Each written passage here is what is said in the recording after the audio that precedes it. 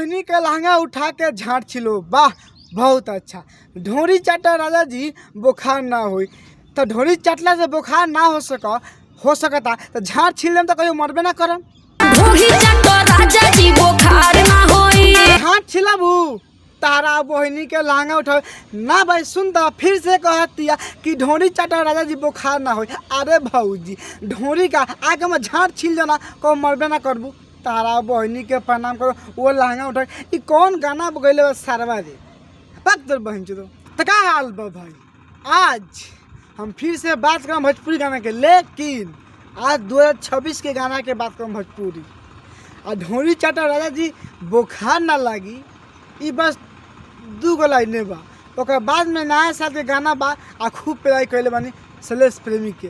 तो भाई लोगन वीडियो बना के बस एक ही मकसद बा, एक ही मकसद है आप सभी को दिल से हंसाने के लिए, ना किसी को दिल को ठेस पहुंचाने के लिए। तो वीडियो पूरा देखम और देखला के बाद में भूल जाए, वीडियो को दिल दिमाग में मत लेम। तो बिना कोनो लाल सुन के आज के वीडियो स्टार्ट करते नहीं। बार तार बहन चो दो वाह बहुत अच्छा। देखो तरह भाई लोग कैसे भौजी अपना चड्डी खोलतिया, वो भौजी नहीं खोल भैया खोलता रहे। आ भौजी के तंगो शर्म नहीं खाओ। ए भौजी एगो काम ना करो, जब तहरा इतना मारो के शौक बनू जाके कैमरा बंद कर आ मारवा लो, लेकिन कैमरा के सामने चड्डी मत उतर। देखला के बाद में मन करता हिलावे के। अच्छा चढ़ते 26-20 पूरा कर लो। हे भौजी हम ताके पहले चाहतनी, पहले देबू ये में 20 बा बोलो। तारा बहनी के झाँट छिलो ना, कैसन बात करती है यार कि चढ़ते 26-20 पूरा कर लो। ठीक बा तो पहले पेलम बारे तार बहन चो दो वाह बहुत अच्छा।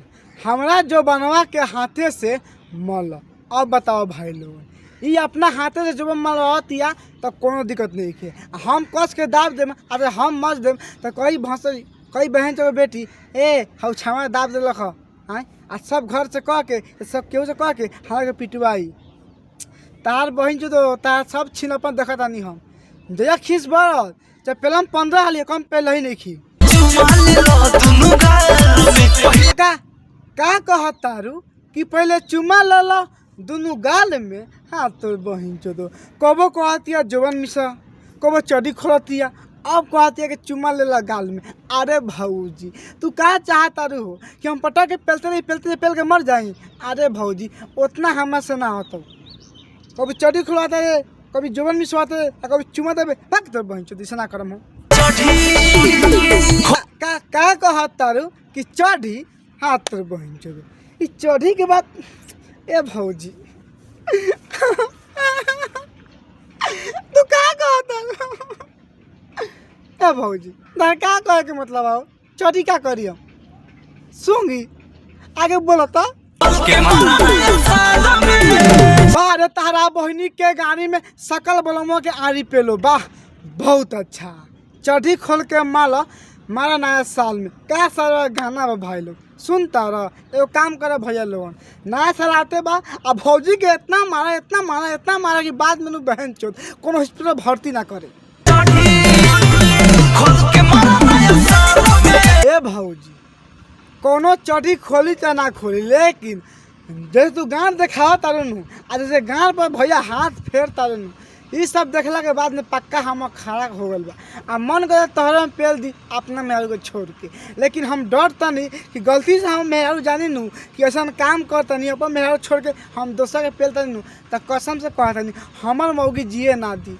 तो हम भाई लोग से कहम भाई लोगन जितना कोई ये वीडियो का देखलक हम आ चढ़ी दिखाई दिले बा तो जा भौजी के पेल आ कहीं कौन कहलक तो हमार नाम धरिया आकाश भाई 3.0 कहलक पेले खातिर। तो बस भाई आज के वीडियो यही पहले वीडियो अच्छा लगे तो लाइक करम शेयर करम और कमेंट करके बताएं कि वीडियो कैसा लगा भाई लोगन। वीडियो का दिल दिमाग में मतलब बस खाली देख के भूल जाए।